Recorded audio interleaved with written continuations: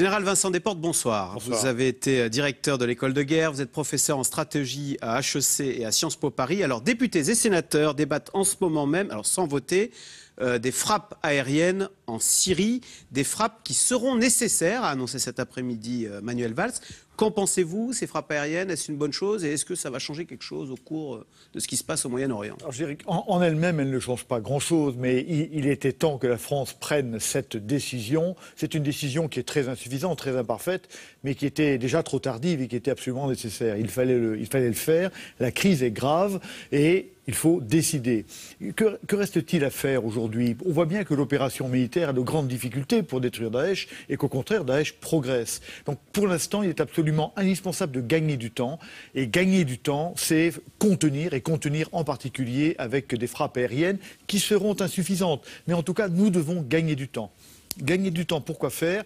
D'abord pour trouver une solution diplomatique, non pas à la crise, mais pour, avec les acteurs de la crise, trouver une vision commune, un objectif commun sur lequel les acteurs, tous les acteurs de la crise, Russie, États-Unis, Turquie, Israël, puissent se mettre d'accord pour avoir une stratégie. Et après, gagner du temps pour constituer la force qui devra aller au sol, à un moment donné, détruire Daesh. Alors justement, pas question en tous les cas pour les Français d'aller au sol, ce serait inconséquent et irréaliste, a dit le Premier ministre. On écoute Manuel Valls.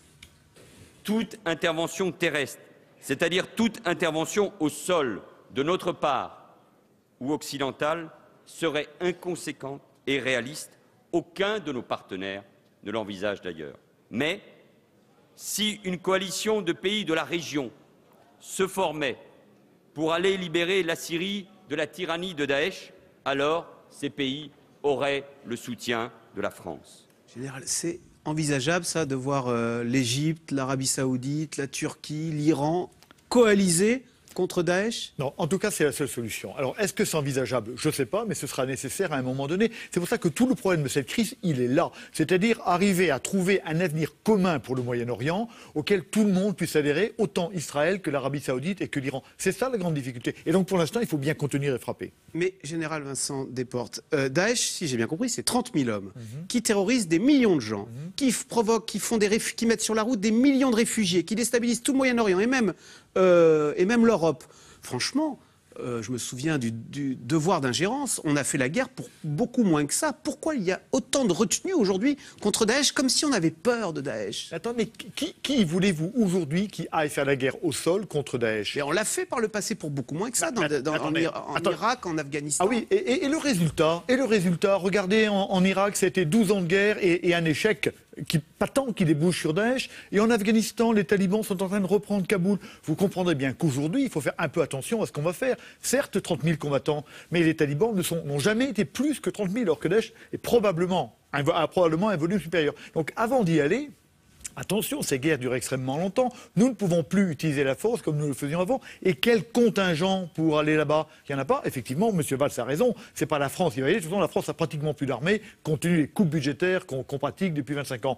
Donc, il n'y a pas de force. C'est pas les Européens qui vont y aller. C'est pas les Turcs qui vont y aller. C'est évidemment pas l'armée syrienne, d'abord, il n'y en a plus, qui va aller libérer l'Irak. C'est pas l'Iran des chiites qui vont aller libérer les tribus sunnites. Ce serait encore pire. Donc, on voit bien qu'on a une très grande difficulté pour trouver les troupes qui pourraient aller faire ce travail. Donc M. Valls a raison de dire il en faut, mais c'est pour ça qu'avant qu'on arrive à trouver ces troupes, il faut arriver à contenir et à affaiblir. Et c'est pour ça que ces frappes sont absolument nécessaires.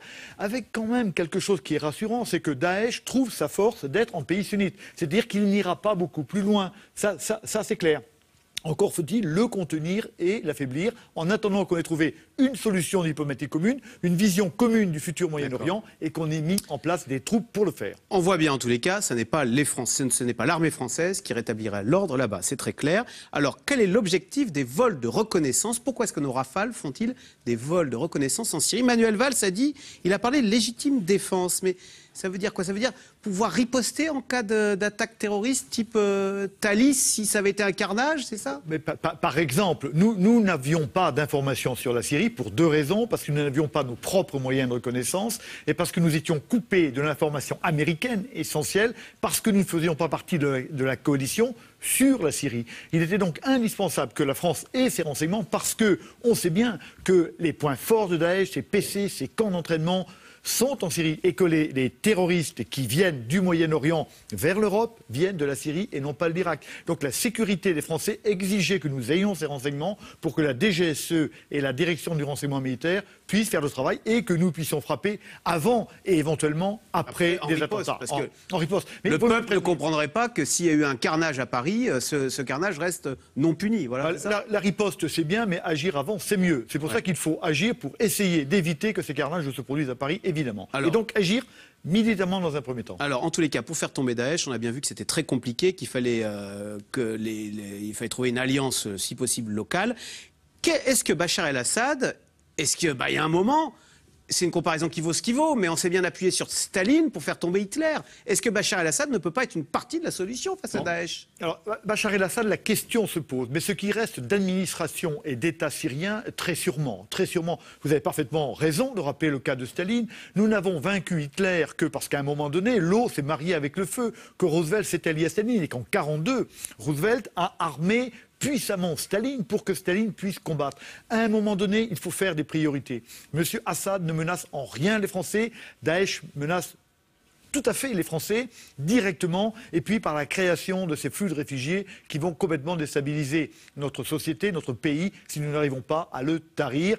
Donc, quelque part, il faut mettre un mouchoir sur nos idées idéologiques sur les positions idéologiques qui n'ont pas de sens. Et c'est pour ça que la décision de M. Hollande est une bonne décision. Il a commencé à avancer vers un peu de réalisme. On ne va pas reprocher au bon sens d'arriver un peu à l'Élysée, mais il doit aller plus loin et admettre qu'on devra bien travailler avec l'administration officielle syrienne. Je vais maintenant dire le contraire de ce que je viens de dire il y a une minute, parce que ceux qui disent non, il faut combattre Bachar el-Assad, ils disent, vous savez, les réfugiés là, qui arrivent à Munich, ils fuient plus Bachar el-Assad qu'ils ne fuient Daesh.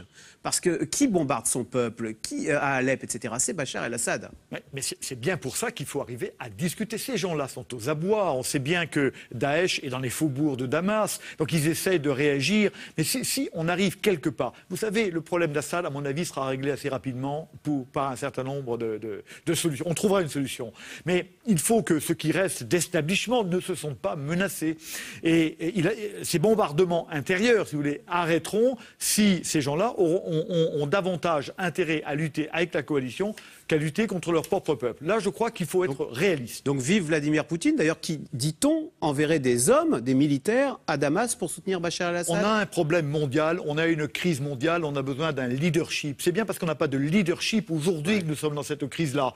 Donc appelons les bonnes volontés, réglons ce problème. Les autres problèmes qui émergeront plus tard, on les réglera plus tard. C'est comme ça que le monde avance. Mais vous avez l'impression qu'on va vers cette solution, comme Manuel Valls cet après-midi a dit, il faut discuter avec tout le monde, il faut discuter avec les Russes. Il faut discuter avec les Russes qui sont alliés de Bachar el-Assad pour détruire Daesh. C'est ça que vous avez ressenti? Mais vous savez, c'est compliqué. Il n'y aura pas de solution au Moyen-Orient sans les Russes, c'est bien évident. Ouais. Donc on ne peut pas être l'ennemi d'Assad si on veut trouver une solution avec les Russes et si on veut éviter que les Russes opposent leur veto au Conseil de sécurité des Nations Unies. Donc on voit bien que la France évolue, on voit bien qu'on est passé de vol de reconnaissance à frappe en moins de 8 jours, de frappe à entente avec le gouvernement russe. On va y aller parce qu'on comprend bien que nos politiques ne peuvent pas changer d'avis brutalement, mais on voit bien qu'ils vont vers un peu de réalisme parce qu'il y a un problème majeur, ce problème de réfugiés, ce problème de Daesh, et il faut le régler. C'est ce que les Français leur demandent d'abord, avant les positions idéologiques. Eh bien, merci beaucoup, Général Vincent Desportes, d'être venu nous apporter vos lumières. Je rappelle, vous êtes professeur en stratégie à HEC et à Sciences Po. Merci. Merci à vous. Restez avec nous tout de suite, Yves Calvi, c'est dans l'air. L'Europe se déchire sur la question des migrants. L'Allemagne a rétabli ses frontières. Est-ce la fin de la libre circulation en Europe? Et puis, pourquoi cette volte-face d'Angela Merkel sur la question des réfugiés? C'est dans l'air est intitulé ce soir. Réfugiés, on vous aime, nous non plus.